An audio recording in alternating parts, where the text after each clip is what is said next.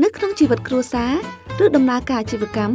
អ្នកអាចនឹងជួបនៅបញ្ហាលុយកាក់ដែលត្រូវការដោះស្រាយដូចជាការដោះស្រាយបន្ទាន់ការចាប់យកឱកាសពង្រីកអាជីវកម្មឬការជួបនឹងវិបត្តិណាមួយដែលមិនបានគ្រោងទុកជាមុនជាដើមក្នុងកាលៈទេសៈនេះអ្នកអាចនឹងត្រូវធ្វើការខ្ចីប្រាក់មួយចំនួនតើការជាប់បំណុលបែបនេះគឺជារឿងល្អដែរឬក៏អត់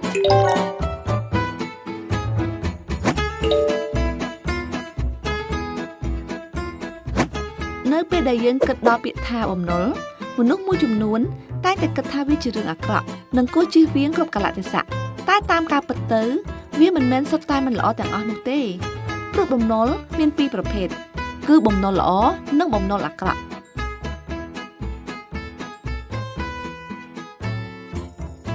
បំណុលល្អជាបំណុលដែលមានសក្តានុពលដែលអាចឲ្យអ្នកទទួលផលសងត្រឡប់មកវិញក្នុងការបង្កើនប្រាក់ចំណេញទ្រព្យឬផ្ដល់ប្រយោជន៍ផ្សេងៗទៀតវាត្រូវបានប្រើប្រាស់ក្នុងគោលបំណងវិនិយោគដូចជាការពង្រីកអាជីវកម្មទិញផ្ទះឬដីជាដើមចំណែកឯបំណុលអាក្រក់គឺជាបំណុលដែលមិនបង្កើនផលចំណេញអ្វីទាំងអស់វាកើតឡើងដោយសារការទិញរបស់និងការចាយវាយខ្ជះខ្ជាយទៅតាមការចង់បានដោយគ្មានការវិភាគត្រឹមត្រូវឬគោលដៅជាក់លាក់វាអាចជាការបង់រំលោះទៅលើសម្ភារៈទំនើបដូចជាការដូរសេរីទូរស័ព្ទម៉ូតូឬឡានថ្មីជាដើមបើអ្នកធ្លាក់ខ្លួនជាប់បំណុលអាក្រក់អ្នកអាចបង្ខំចិត្តខ្ចីបំណុលថ្មីដើម្បីដោះបំណុលចាស់វាអាចធ្វើឲ្យអ្នកជាប់ខ្លួនក្នុងវដ្តបំណុលដែលមិនអាចដកខ្លួនរួចជាទូទៅអ្នកគួរតែជៀសវាងពីបំណុល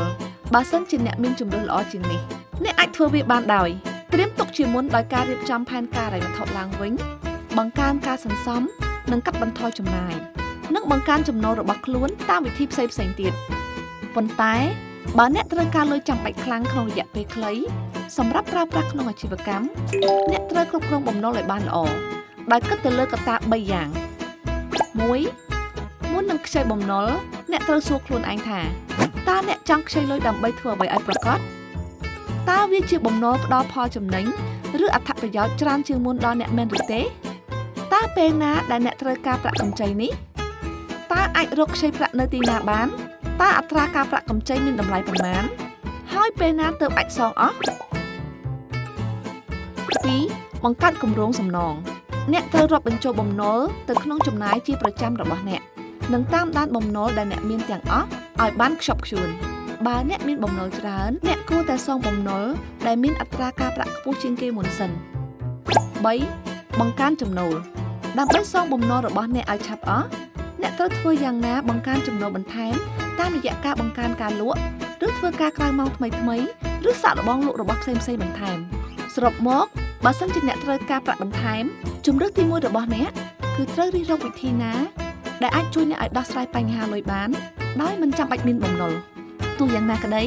ត្រូវចាំថាការខ្ចីលុយក៏មិនមែនជារឿងអាក្រក់នោះទេសំខាន់ឲ្យតែអ្នករៀបចំគម្រោងសំណងឲ្យបានច្បាស់លាស់ទៅនោះអ្នកនឹងអាចគ្រប់គ្រងហានិភ័យបាននិងអាចសម្រេចគោលដៅអាជីវកម្មបានដោយជោគជ័យចាត់ចែងលុយកាក់អ្នកឲ្យបានល្អនៅថ្ងៃនេះដើម្បីសម្រេចក្តីស្រមៃនៅថ្ងៃមុខ